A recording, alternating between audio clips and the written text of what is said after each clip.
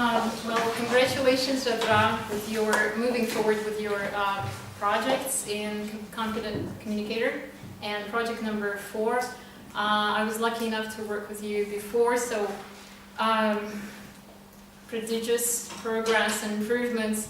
Although you didn't really. It was very light, so I remember a few things that we've discussed before. So I was amazed and taken away by your speech today. I think she did achieve her goal. Essentially use of simple words, and the message actually touched my heart in so many ways. And I think one of the most important things that I've liked about your speech, Odra, was that I know you care a lot about those things that you were talking about today, and actually that's one of the most important tips that I would recommend for everyone. And this is always important when you communicate a message here, when you stand here in front of the public.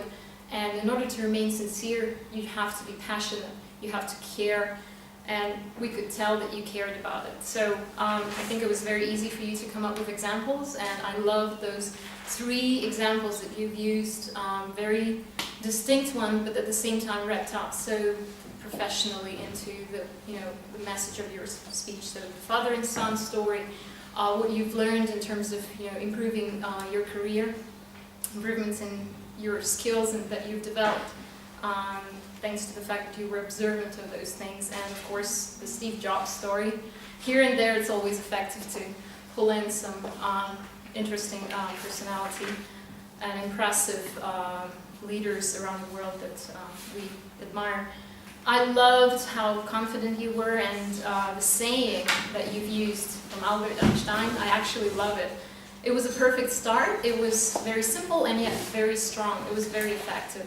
And right away, it set the goal of your speech. And it was also a very clear and simple quote. I'm guilty of it. I love quotes, and I usually use very elaborate ones. I received a lot of criticism for that. Words that are very sophisticated, but I just love language, and I love, English. So I found it amazing that you, out of all the things you could have chosen from, and there were 2 or 3 quotes that, and wisdoms like, your weakness is your strengths, and a few things that you tastefully placed and wrapped around your speech. That was incredible.